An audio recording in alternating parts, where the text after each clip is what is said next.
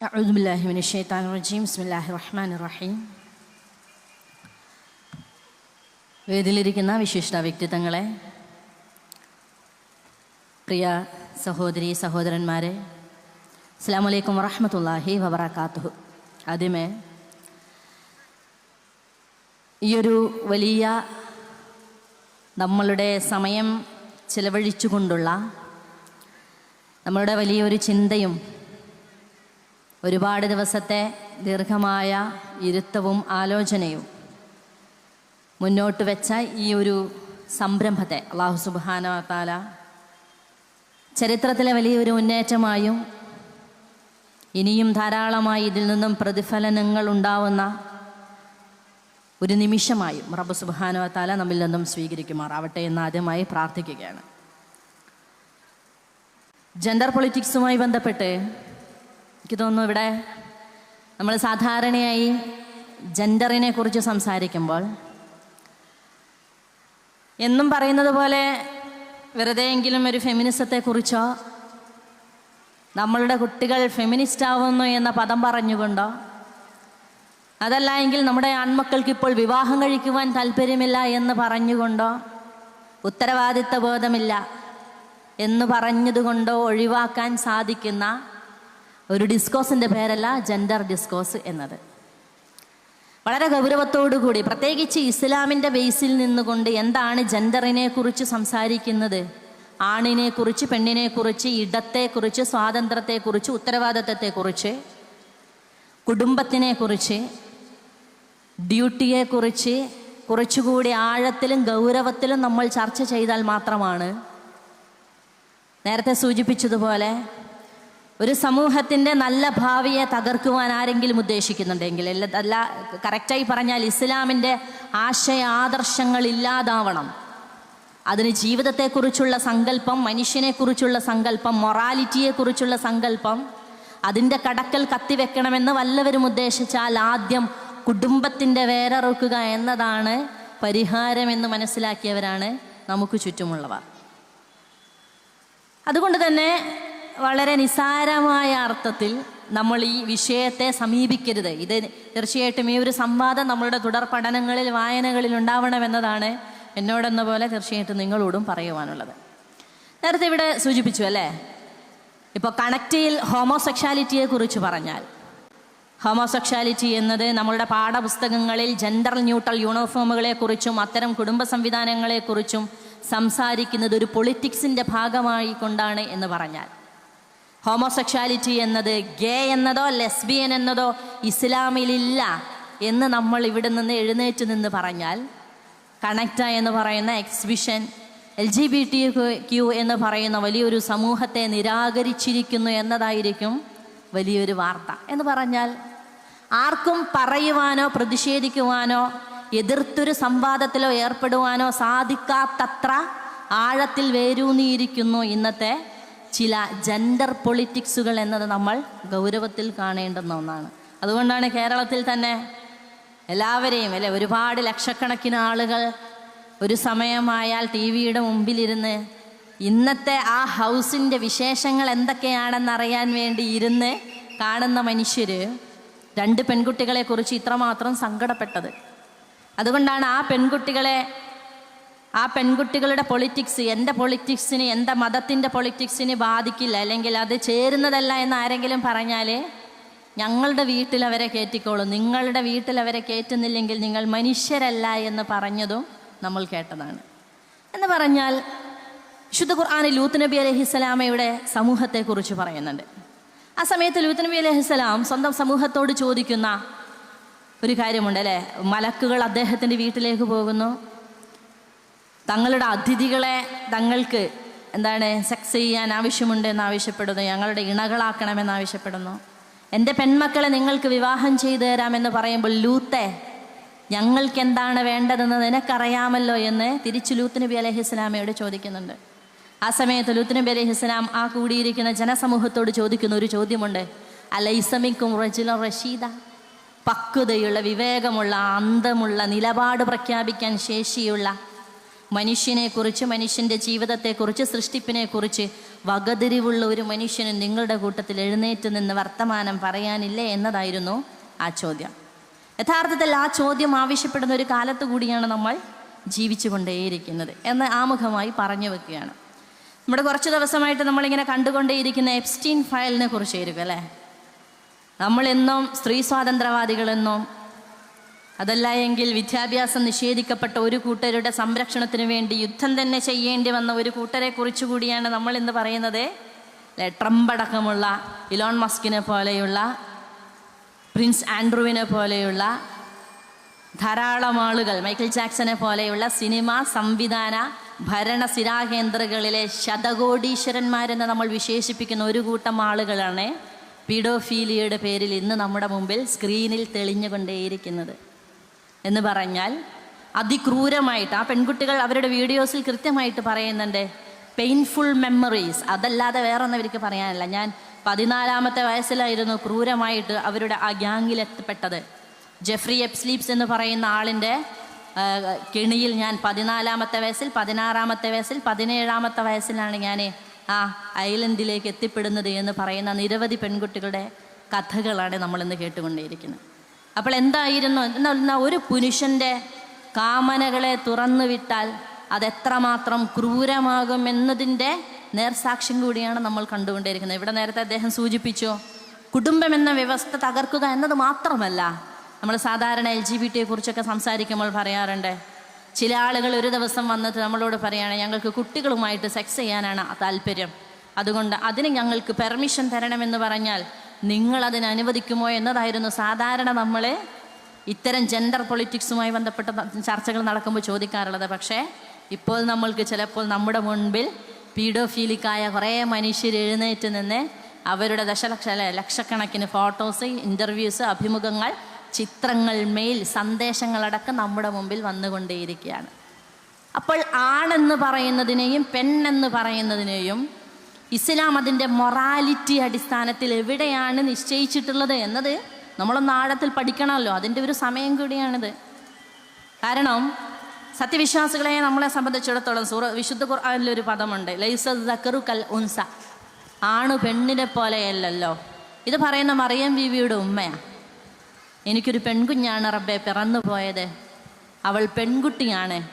ഞാൻ നേർച്ച നേരാൻ നിൻ്റെ പള്ളിയിലേക്ക് നേർച്ച നേരാൻ വേണ്ടി ഇങ്ങനെ നീയത്താക്കിയിരിക്കുകയായിരുന്നു. അപ്പോഴാണ് എനിക്ക് മനസ്സിലായത് എൻ്റെ കുഞ്ഞെന്ത് ചെയ്തു, പെൺകുഞ്ഞാണെന്ന് എന്ന് പറഞ്ഞ് സങ്കടപ്പെടുന്നൊരു സമയമുണ്ട്. അപ്പോഴാണ് റബ്ബ് പറയുന്നത്, ആണ് പെണ്ണിനെ പോലെയല്ല, നിനക്ക് ജനിക്കുന്ന കുഞ്ഞ് പെണ്ണാണെന്ന് നിന്നേക്കാളും ആദ്യം എനിക്കാണ് അറിയുക. എന്നിട്ട് ആ പെണ്ണിനെയാണ് ഈസാ നബി അലൈഹി ഇസ്ലാമയ്ക്ക് ഗർഭം ധരിക്കുവാനും ഈസാ നബി അലൈഹി ഇസ്ലാമയ്ക്ക് ജന്മം കൊടുക്കുവാനും റബ്ബ് സെലക്ട് ചെയ്തത്. എന്ന് പറഞ്ഞാൽ ഞാനോട് പറയുന്നത്, നമ്മുടെ കുടുംബത്തിൽ ആണിനും പെണ്ണിനും, കുടുംബത്തിലാവട്ടെ സമൂഹത്തിലാവട്ടെ, ഇവൻ ആണാണ് എന്നതുകൊണ്ട് ആ പ്രത്യേക റെസ്പെക്റ്റ്, ആണാണല്ലോ, ആൺകുട്ടിയാണല്ലോ അല്ലേ, ഇവള് പെണ്ണാണല്ലോ, അതുകൊണ്ട് കുറച്ച് കഴിഞ്ഞിട്ട് മതി. ഭക്ഷണമൊക്കെ വിളമ്പുന്ന സമയത്ത് വളരെ നിസ്സാരമായിട്ട് നമ്മൾ ചില കാര്യങ്ങൾ സംസാരിക്കുമ്പോൾ എങ്ങനെയാണ് നമ്മുടെ വീടകങ്ങളിലടക്കം ഇതിൻ്റെ അനീതി നടപ്പിലാക്കുന്നത് എന്നതുകൂടി നമ്മൾ എന്ത് ചെയ്യണം, കാര്യത്തിൽ പരിഗണിക്കണം. വീട്ടിൽ ഭക്ഷണം വിളമ്പുന്ന സമയത്ത് ഒരു പ്രമുഖയായ ഒരു നടി പറഞ്ഞിരുന്നു, എൻ്റെ ചെറുപ്പകാലത്ത് എൻ്റെ അനുജന് 2 കോഴി പീസ് കൊടുക്കും, എനിക്കൊരു കോഴി പീസാണ് തരിക. അപ്പോഴെല്ലാം അവൻ ആൺകുട്ടിയല്ലേ എന്നതാണ് അതിനെക്കുറിച്ച് പറഞ്ഞതെന്നാണ്. അപ്പം അവൻ ആൺകുട്ടിയല്ലേ എന്നതാണ് പറഞ്ഞത്. അപ്പോൾ ഇവള് പെൺകുട്ടിയല്ലേ, അതുകൊണ്ട് അനീതി കാണിക്കാം. ആൺകുട്ടിക്ക് എന്ത് ചെയ്യേണ്ടയില്ല, ആൺകുട്ടിക്ക് അത്ര കൊടുക്കണം, പെൺകുട്ടിയായതുകൊണ്ട് അത്ര വേണ്ടതില്ല. വളരെ നിസ്സാരമായ ഒരു ഉദാഹരണമാണിത്. പക്ഷെ നമ്മളൊന്ന് ആലോചിച്ച് നോക്കാം, പ്രവാചകൻ സല്ലല്ലാഹു അലൈഹി വസല്ലം അതുകൊണ്ട് തന്നെയായിരിക്കാം നമ്മളുടെ ഉള്ളിൽ കടന്നുകൂടുവാൻ സാധ്യതയുള്ള വളരെ ചെറിയ എലമെൻറ്റിനെ കുറിച്ചുകൂടി പ്രവാചകന് കൃത്യമായ ബോധ്യമുള്ളത് കൊണ്ടാണ് പ്രവാചകൻ സല്ലല്ലാഹു അലൈഹി വസല്ലം പറഞ്ഞത്, നിങ്ങൾക്ക് ഒരു ആൺകുട്ടിയും പെൺകുട്ടിയും ഉണ്ടെന്ന് കരുതുക, അവർക്കിടയിൽ നിങ്ങൾ അനീതി കൽപ്പിച്ചിട്ടില്ല എങ്കിൽ അള്ളാഹുവിൻ്റെ അടുക്കൽ നിങ്ങൾക്ക് സ്വർഗമുണ്ട് എന്ന് പറഞ്ഞാൽ അതിൻ്റെ അർത്ഥം ആൺകുട്ടിയായതുകൊണ്ട് നിങ്ങൾ വേറൊരു പൊസിഷനും പെൺകുട്ടിയായതുകൊണ്ട് നിങ്ങൾ വേറൊരു പൊസിഷനും കൊടുക്കേണ്ടതില്ല എന്നതാണ്. ഇനി കുടുംബവുമായി ബന്ധപ്പെട്ട് നമ്മൾ മനസ്സിലാക്കേണ്ടത്, ജെൻഡർ പൊളിറ്റിക്സ് എന്ന് പറയുന്നത് ഇങ്ങനെ പരന്നു കിടക്കുന്നൊരു സാധനമാണ്. അത് വസ്ത്രത്തിൻ്റെ കാര്യത്തിൽ ഇപ്പോൾ പെൺകുട്ടികൾ പറയും, എന്താണ് എന്നോട് പലരും ചോദിക്കുന്നുണ്ട്, പിന്നെ ആൺകുട്ടികൾക്കില്ലല്ലോ ഈ പർദ്ദ ഇങ്ങനെ മൂടി നടക്കുന്ന, അവരൊക്കെ വളരെ ഫ്രീ അല്ലേ, കാറ്റൊക്കെ കൊണ്ട് വളരെ റിലാക്സ്ഡ് ആയിട്ടല്ലേ അവർ ജീവിക്കുന്നത്. എനിക്ക് മാത്രം എന്തിനാണ് ഇങ്ങനെ ഹിജാബ്, ഇസ്ലാം ഇങ്ങനെ മൂടിപ്പൊതിഞ്ഞ വസ്ത്രം നൽകിയിരിക്കുന്നത്? ഇത് തന്നെ ഭയങ്കരമായ ഒരു ഡിസ്ക്രിമിനേഷനാണ് എന്നതടക്കം ജെൻഡർ പൊളിറ്റിക്സിൻ്റെ വാദമായിട്ട് നമ്മുടെ മുമ്പിൽ ഉയരുന്ന ചോദ്യമാണ്. അപ്പോൾ തീർച്ചയായിട്ടും ആണിനെയും പെണ്ണിനെയും സൃഷ്ടിച്ചത് ഒരുപോലെയല്ല എന്നത് മനസ്സിലാക്കുകയാണ് ഇസ്ലാമിൻ്റെ ജെൻഡർ പൊളിറ്റിക്സിൽ ആദ്യം നമ്മൾ മനസ്സിലാക്കേണ്ടുന്ന വസ്തുത. ആണിനെയും പെണ്ണിനെയും പടച്ചവൻ ഒരുപോലെയല്ല സൃഷ്ടിച്ചത്. ഇത് ശാസ്ത്രം നമുക്ക് മുമ്പിൽ സമ്മതിക്കുന്നുണ്ട്. പക്ഷേ നമ്മുടെ മുമ്പിലുള്ള പുരോഗമനവാദികൾ എന്ത് ചെയ്യുന്നില്ല, പലപ്പോഴും ഈ സത്യത്തെ പലപ്പോഴും മറന്നു പോകുന്നു എന്നതാണ് വസ്തുത. പക്ഷേ ഇസ്ലാം അതിൻ്റെ ഏതൊരു വസ്തുതയെക്കുറിച്ച് നമ്മളോട് സംസാരിക്കുമ്പോഴും എങ്ങനെയാണ് ആണിനെയും പെണ്ണിനെയും സൃഷ്ടിച്ചത് എന്നതിൻ്റെ വ്യതിരിക്തത വെച്ചുകൊണ്ടാണ് സംസാരിക്കുന്നത്. അത് വസ്ത്രത്തിൽ നമുക്ക് കാണാൻ സാധിക്കും. ഗർഭധാരണത്തെക്കുറിച്ചോ പാലൂട്ടലിനെക്കുറിച്ചോ സാമ്പത്തിക കൊടുക്കൽ വാങ്ങലിനെക്കുറിച്ചോ ക്രയവിക്രയത്തെക്കുറിച്ചോ സംസാരിക്കുമ്പോഴും ഈ പൊസിഷൻ്റെ വ്യത്യാസം നമുക്ക് കാണാൻ സാധിക്കും. അപ്പോഴാണ് നമ്മൾ മനസ്സിലാക്കേണ്ടത്, ഒരു പെണ്ണ് പറയാന്നേരിക്കുക ഇതൊക്കെ ഭയങ്കര പ്രശ്നമാണ്, എനിക്ക് ഈ ഹിജാബ് വസ്ത്രധാരണം. അപ്പോഴാണ് അള്ളാഹു സുബ്ഹാനഹു വ തആല കൃത്യമായിട്ട് സൂറത്ത് നൂറിൽ നമ്മളോട് പറയുന്നത്, ആണിനോട് പറഞ്ഞത് എന്താ, നിങ്ങൾ നിങ്ങളുടെ കണ്ണുകൾ താഴ്ത്തുക. നിങ്ങളുടെ മൊറാലിറ്റിയുടെ ഫസ്റ്റ് സ്റ്റെപ്പാണത്. അതുവഴി ഒരു പെണ്ണിനെ റെസ്പെക്റ്റ് ചെയ്യേണ്ടുന്ന വർത്തമാനങ്ങൾ ധാരാളം പ്രവാചകൻ പഠിപ്പിച്ചു കൊടുക്കുന്നു. അതേ സമയത്ത് പെണ്ണിന് കുറച്ച് ഉപദേശം കൊടുക്കുന്നുണ്ട്. അത് അവളുടെ ശരീരവുമായി ബന്ധപ്പെട്ട് അങ്ങനെയാണ് റബ്ബ് സൃഷ്ടിച്ചതെന്നതുകൊണ്ടാണ്. ഇത് പലപ്പോഴും എന്ത് ചെയ്യുന്നില്ല, ആളുകൾ ചർച്ച ചെയ്യുന്നില്ല. ഇത് ഭയങ്കരമായി സ്ത്രീവിരുദ്ധമാണ് എന്നതാണ് ആളുകൾ സംസാരിച്ചു കൊണ്ടേയിരിക്കുന്നത്. നിന്റെ മാറിടത്തിലേക്ക് നിന്റെ തട്ടങ്ങൾ താഴ്ത്തിയിടുക, നിന്റെ ശബ്ദം നീ സംസാരിക്കേണ്ടതില്ല എന്നതല്ല, സംസാരിക്കുമ്പോൾ വ്യക്തമായി കൃത്യതയോടുകൂടി നീ സംസാരിക്കുമ്പോൾ കൊഞ്ചിക്കുഴഞ്ഞ് സംസാരിക്കരുത്. അതൊരു പുരുഷൻ്റെ ഹൃദയത്തിലെ രോഗത്തെ എന്ത് ചെയ്യും, അധികരിപ്പിച്ചേക്കാം.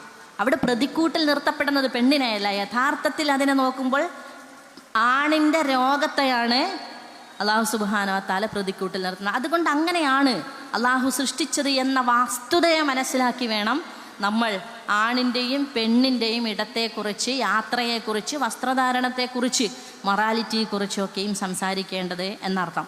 ഇവിടെ പലപ്പോഴും നേരത്തെ പലരും സംസാരിച്ചതുപോലെ കുടുംബം, ജെൻഡർ എന്നൊക്കെ പറയുമ്പോഴേ ഉയർന്നു വരുന്ന പല പ്രശ്നങ്ങളും ഞാൻ നേരത്തെ സൂചിപ്പിച്ചു. അനീതി ഉണ്ടാവുന്നുണ്ടോ എന്നത് തീർച്ചയായിട്ടും നമ്മൾ എന്ത് ചെയ്യണം, ആലോചിക്കണം. അനീതി നടക്കുന്നുണ്ടോ? ഇപ്പോൾ ഉദാഹരണത്തിന് ഒരു പെണ്ണിനെ സംബന്ധിച്ചിടത്തോളം അവളുടെ വസ്ത്രം, ഭക്ഷണം, അവളുടെ പാർപ്പിടം, സംരക്ഷണം, സുരക്ഷിതത്വം ഇതൊരു പുരുഷൻ്റെ ബാധ്യതയാണ്. ഒരു പെണ്ണിനെ സംബന്ധിച്ചിടത്തോളം കെയറിങ് എന്ന് പറയുന്നത് വലിയൊരു കാര്യമായിട്ട് നമുക്ക് കാണാൻ സാധിക്കും. ഭയങ്കര സേഫ്റ്റി ഫീൽ ചെയ്യുക, കെയറിങ് കിട്ടുക. ഇതറിഞ്ഞുകൊണ്ടാണ് അള്ളാഹു സുബ്ഹാനഹു വ തആല പുരുഷനോട് എന്ത് ചെയ്യുന്നത്, ഇത് നൽകണമെന്നും പെണ്ണിനിത് കൊടുക്കൽ നിൻ്റെ ബാധ്യതയാണെന്നും പറയുന്നത്. ഈ പെണ്ണതിന് ലഭിക്കുന്ന സമയത്ത് തീർച്ചയായിട്ടും അതെന്താണ്, അത് സ്ത്രീവിരുദ്ധമാണ്. അങ്ങനെ നടക്കേണ്ടതില്ല. വുമൺ എംപവേർഡാണ് എംപവേർഡ് ആവുന്നത്, ഫിനാൻഷ്യലി എംപവേർഡ് ആകുമ്പോഴാണ് പെണ്ണ് എംപവേർഡ് ആവുന്നത് എന്ന വലിയൊരു വഞ്ചനയുള്ള മുദ്രാവാക്യം നമ്മളുടെ കുട്ടികളെ ഇന്ന് നമ്മളെ തന്നെ സ്വാധീനിക്കുന്നുണ്ട്. അയ്യേ പണിയില്ലെങ്കിൽ ഇന്ന് എന്തിനു കൊള്ളാടോ, ഒന്നുമില്ല ഹൗസ് വൈഫാ എന്നാൽ എന്തിനു കൊള്ളാം. നിനക്ക് കുറച്ച് നിലയും വിലയും പവറും കിട്ടണമെങ്കിൽ നീ എന്ത് ചെയ്യണം, ഫിനാൻഷ്യലി എംപവേർഡ് ആവണം. ഇസ്ലാമിൽ അങ്ങനൊരു സാധനം ഉണ്ടോ? ഫിനാൻഷ്യലി എംപവേർഡ് ആയ പെണ്ണിന് മാത്രമാണ് വുമൺ എംപവർമെൻറ്റ് സാധ്യമാവുക എന്നൊന്നും ഇസ്ലാമിലില്ല.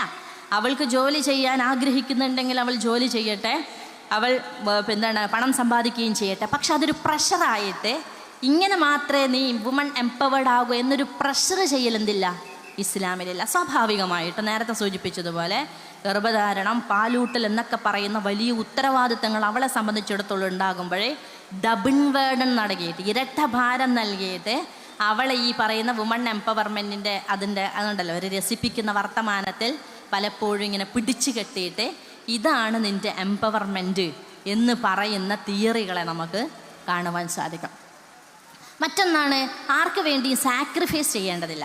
അത് കുട്ടികളുടെ പലപ്പോഴുള്ള വാദമാണ്. ചില ഇൻ്റർവ്യൂ കണ്ടാൽ നമ്മൾ ഈ അടുത്ത് ഒരു പ്രമുഖയായ ഒരു സിനിമാ നടിയുടെ ഇൻ്റർവ്യൂ അവർ പറയേണ്ടായിരുന്നത്, ഞാൻ എൻ്റെ മക്കൾക്ക് വേണ്ടി ഒന്നും എന്ത് ചെയ്തിട്ടില്ല, അനന്തരാവകാശ സ്വത്തായിട്ട് മാറ്റിവെക്കില്ല. എൻ്റെ സാലറി, എൻ്റെ ഫിനാൻഷ്യൽ എനിക്കുള്ള എൻ്റെ ബാങ്ക് അക്കൗണ്ട് എന്നത് എനിക്ക് യാത്ര ചെയ്യാൻ, ഫുഡ് കഴിക്കാൻ, ആസ്വദിക്കുവാൻ വേണ്ടി ഞാൻ ചെലവഴിക്കും. മക്കൾക്ക് വേണമെങ്കിൽ അവരെന്ത് ചെയ്യട്ടെ, ഉണ്ടാക്കിക്കൊള്ളട്ടെ. എന്ന് പറഞ്ഞാൽ നിങ്ങൾ നിങ്ങളുടെ ആസ്വാദനത്തിന് വേണ്ടി നിങ്ങളുടെ സമ്പാദ്യം ചെലവഴിക്കുക. അതേ തിയറിയാണ് സ്ത്രീകളുടെ കാര്യത്തിലും പ്രയോഗിക്കുന്നത്. സ്ത്രീകളോട് പറയോ, നീ നല്ല ഉമ്മയാണ്, അല്ലെങ്കിൽ പ്രസവിക്കുക, പാലൂട്ടുക എന്നൊക്കെ പറയുന്ന കുടുംബം എന്ന് പറയുന്ന സിസ്റ്റം തന്നെ നിന്നെന്തെയാണ്, ഇടങ്ങേറാക്കാണ്. നീ ഈ ത്യാഗം എന്നൊക്കെ പറയുന്നതില്ലേ, അത് നിന്നെ ഇങ്ങനെ വരിഞ്ഞു മുറുക്കാൻ വേണ്ടിയിട്ടുള്ളതാണ്. അതുകൊണ്ട് കുടുംബം വേണ്ട, കല്യാണമേ വേണ്ട എന്ന്, കുട്ടി വേണ്ട എന്ന് തീരുമാനിക്കുമ്പോഴാണ് നീ എന്താവുക, സ്വതന്ത്രയാവുക. അതേസമയം പുരുഷനോടും പറയും, നീ എന്തിനാണ് ഇങ്ങനെ എല്ലുമുറിയ പണിയെടുത്ത് വെറുതെ കുടുംബത്തിന് വേണ്ടി ചെലവഴിക്കുന്നത്? നീ നിൻ്റെ ജീവിതത്തിൻ്റെ പരമമായ ആനന്ദവും ആസ്വാദനത്തിനു വേണ്ടി എന്ത് ചെയ്യുക, പോവുക, ആസ്വദിക്കുക, പരമാവധി എൻജോയ്മെൻറ്റ് ചെയ്യുക. നീ നിൻ്റെ ജീവിതത്തെ സുഖാനന്തരങ്ങളിലേക്ക് കൊണ്ടുപോവുക എന്ന തിയറി ആൺകുട്ടികളെയും പഠിപ്പിക്കും. എന്നിട്ട് പറയും എന്തേ, ത്യാഗം എന്ന് പറയുന്നത് ഒരു മോശം സാധനമാണ്. പക്ഷേ കുടുംബത്തിനെക്കുറിച്ച് നമ്മളുടെ കുടുംബത്തെ വളരെ അപകടകരമായി ബാധിക്കുന്ന ചില സിദ്ധാന്തങ്ങളാണവ. കുടുംബം എന്ന് പറയുന്ന കൺസെപ്റ്റ് ഉണ്ടാകണമെങ്കിൽ തന്നെ നേരത്തെ സൂചിപ്പിച്ചതുപോലെ സാക്രിഫൈസ്, ത്യാഗം എന്നത് വളരെ പ്രധാനമാണ്. അതിൻ്റെ ഉമ്മയുടെ ത്യാഗമുണ്ട്, ഉപ്പയുടെ ത്യാഗമുണ്ട്. രണ്ട് ത്യാഗങ്ങളും ഒരുമിച്ച് ചേരുമ്പോഴാണ് യഥാർത്ഥത്തിൽ കുടുംബം എന്ന സിസ്റ്റം ഉണ്ടാവുക, സംവിധാനം ഉണ്ടാവുക. ഇത് തെറ്റാണ്, ഇതൊരു പഴഞ്ചൻ ഏർപ്പാടാണ് എന്ന് പറയുന്നതും നമുക്കിന്ന് പല ലിബറൽ വാദങ്ങളിലും നമുക്കിന്ന് കാണുവാൻ സാധിക്കും. തീർച്ചയായിട്ടും ഇത്തരത്തിലുള്ള ഒരു ചോദ്യങ്ങളിൽ വളരെ പ്രധാനമാണെന്ത്, എൻ്റെ സ്പേസ് എവിടെയാണെന്നല്ലേ, എനിക്ക് എവിടെയാണ് സ്പേസ് ഉള്ളത്, ഞാൻ എൻ്റെ സ്പേസ് എവിടെയാണെന്നൊരു പെണ്ണ് ചോദിക്കും. കുടുംബത്തിൽ എനിക്ക് എവിടെയാണ് സ്ഥാനം, അല്ലെങ്കിൽ സമൂഹത്തിൽ എനിക്ക് എവിടെയാണ് സ്ഥാനം? നമ്മൾ മനസ്സിലാക്കേണ്ടത്, ഇങ്ങനെ എൻ്റെ ഇടം എവിടെയാണെന്ന് ചോദിക്കുന്ന പെണ്ണിന് അവളുടെ ഇടം അല്ലെങ്കിൽ അവൻ്റെ ഇടം നിശ്ചയിച്ചു കൊടുക്കാൻ നമുക്ക് സാധിക്കണം. ഞാൻ നേരത്തെ സൂചിപ്പിച്ചതുപോലെ പിന്നെ ഒരു ഉമ്മാക്ക് നിങ്ങൾ എന്ത് പൊസിഷനാണ് കൊടുക്കുന്നത്? ഒരു ജോലി ചെയ്യാത്ത ഒരു ഉമ്മാക്ക് നിങ്ങൾ എന്ത് പൊസിഷനാണ് കൊടുക്കുന്നത്? അവരുടെ വാക്കിന് വിലയില്ല എങ്കിൽ വീട്ടിൽ നിങ്ങളൊരു കാര്യം കൂടിയാലോചിക്കുന്ന സമയത്ത് മോളുടെ അഭിപ്രായത്തിന് അത് പ്രശ്നമില്ല, അത് മോളല്ലേ, വാ ആൺകുട്ടികളൊക്കെ വാ നമുക്കൊന്ന് ഇരുന്ന് സംസാരിക്കാലോ എന്നാണ് പറയുന്നതെങ്കിൽ നമ്മൾ എന്ത് വിലയാണ് അവൾക്ക് ഇവിടെ ഇടം എന്നത് അവൾ ചിന്തിക്കും. മുമ്പത്തെ പോലെയല്ല, സ്വാഭാവികമായിട്ട് അവൾ ചിന്തിക്കും എനിക്കെവിടെയാണ് ഇടം, യഥാർത്ഥത്തിൽ എനിക്ക് എന്ത് റെസ്പെക്റ്റാണ് ഈ കുടുംബം തരുന്നത് എന്ന ചോദ്യം മുൻകാലങ്ങളെക്കാളും കൂടുതൽ നമ്മളുടെ പെൺകുട്ടികൾ ഇന്ന് ചിന്തിച്ചു കൊണ്ടേയിരിക്കുന്നു. അപ്പോൾ ഇസ്ലാമിൻ്റെ ഒരു ബേസിൽ നിന്നുകൊണ്ട് നീതിയെക്കുറിച്ച്, ഇടത്തെക്കുറിച്ച്, ത്യാഗത്തെക്കുറിച്ച് തീർച്ചയായിട്ടും നമ്മൾ ഗൗരവത്തിൽ ആലോചിക്കണമെന്നാണ് ഈ സമയത്ത് പറയുവാനുള്ളത്. അതിൽ അവസാനമായിട്ട് സ്വാതന്ത്ര്യത്തെക്കുറിച്ച് നമ്മൾ പറയാം അല്ലേ, സ്വാതന്ത്ര്യം എന്നതിനെക്കുറിച്ച് പറയും. നേരത്തെ നമ്മൾ എപ്സ്റ്റീൻ ഫയലിനെ കുറിച്ച് പറയുമ്പോഴൊക്കെ ഈ നേരത്തെ സൂചിപ്പിച്ചതുപോലെ അല്ലേ, വലിയ വലിയ മനുഷ്യർ ആനന്ദത്തിന് വേണ്ടിയാണല്ലോ അവരവിടെ ഒരുമിച്ച് കൂടിയിട്ടുണ്ടാവുക. അവരുടെ ആനന്ദം എന്ന് ചോദിച്ചാൽ ആരാണ് ആനന്ദിക്കുന്നത് ചോദിച്ചാൽ പുരുഷന്മാരാണ്. ആര് കാരണമായിട്ടാണ് ആനന്ദിക്കുന്നത് ചോദിച്ചാൽ വളരെ ചെറിയ പെൺകുട്ടികളെ കൊണ്ടാണ് അവർ ആനന്ദിക്കുന്നത്. അപ്പോൾ അവരുടെ ആനന്ദത്തിന് അവർ യഥാർത്ഥത്തിൽ ഈ ആനന്ദിക്കുന്ന മനുഷ്യരൊക്കെയും ധാരാളമായിട്ട് പറഞ്ഞുകൊണ്ടിരിക്കുന്നത് പെൺകുട്ടികളെക്കുറിച്ച്, പെൺകുട്ടികളുടെ സ്വാതന്ത്ര്യത്തെക്കുറിച്ച്, അവരുടെ വസ്ത്രധാരണത്തിൻ്റെ ഫ്രീഡമിനെ കുറിച്ചൊക്കെയാണ് സംസാരിക്കുന്നതെങ്കിൽ യഥാർത്ഥത്തിൽ അവരുടെ ആനന്ദം ഈ പറയുന്ന മോഡലുകളായ കുടുംബങ്ങളിലെ പാവപ്പെട്ട പെൺകുട്ടികളെ ക്രൂരമായി പീഡിപ്പിച്ചതിന് ശേഷമാണ് അവരും ആനന്ദം കണ്ടെത്തുന്നത് എന്നതൊക്കെയും തീർച്ചയായിട്ടും ഈ ജെൻഡർ തിയറിയുമായി ബന്ധപ്പെട്ട് സംസാരിക്കുമ്പോൾ നമ്മൾ പറയുകയും പഠിപ്പിക്കുകയും ചെയ്യേണ്ടുന്ന വിഷയമാണ്. അവസാനമായിട്ട് നേരത്തെ ഇവിടെ സീറ്റ് സൂചിപ്പിച്ചു അല്ലേ, കുടുംബത്തിൽ ചിലത് നമ്മൾ കൊടുക്കുന്നുണ്ടോ, അല്ലെങ്കിൽ കുടുംബത്തിന് എവിടെയാണ് ആണിൻ്റെയും പെണ്ണിൻ്റെയും ഇടം? ഇതൊരു കുടുംബത്തിന് നേരെ കത്തിവെക്കുന്ന സമയത്ത്, വേരറക്കുന്ന സമയത്ത്, കുടുംബത്തിൻ്റെ വേരറക്കുന്ന സമയത്ത് യഥാർത്ഥത്തിൽ ഇസ്ലാമിൻ്റെ പല വാദങ്ങളും എന്ത് ചെയ്യുന്നു, മെല്ലെ മെല്ലെ ഇല്ലാതായി പോകുന്നു എന്ന് ആളുകൾക്ക് നന്നായിട്ടറിയാം. അതുകൊണ്ടാണ് ചിലപ്പോഴേ നമ്മുടെ പെൺകുട്ടികൾ നമ്മളോട് ചോദിക്കുമോ, അതിനെന്താ ആണും പെണ്ണും ഒരുമിച്ചിരുന്നാൽ എന്താ ഇപ്പോൾ ഭൂകമ്പം സംഭവിക്കുമെന്ന് ചോദിക്കും അല്ലേ. അപ്പോൾ ആൺകുട്ടികളുടെയും പെൺകുട്ടികളുടെയും ഒരു അതിരുമില്ലാതെ ഇടകലരുന്നതാണ് സ്വാതന്ത്ര്യമെന്ന് പ്രഖ്യാപിക്കാം. രാത്രി അത് സേഫാണോ അല്ലയോ എന്നൊന്നും നോക്കേണ്ടതില്ല, ഞങ്ങൾ ഒരുമിച്ച് യാത്ര ചെയ്യുന്നതാണ് സ്വാതന്ത്ര്യമെന്ന് പ്രഖ്യാപിച്ചു കളയും. ഇനിയോ ഒരു കൂട്ടത്തിലിരിക്കുന്ന സമയത്ത് യാതൊരു മാനേഴ്സും ഇല്ലാതെ വസ്ത്രധാരണം ധരിക്കുന്ന ഇത് എൻ്റെ അവകാശമാണ്, എൻ്റെ ചോയ്സാണെന്ന് പറയുന്നതാണ് സ്വാതന്ത്ര്യമെന്ന് പ്രഖ്യാപിച്ചു കളയും.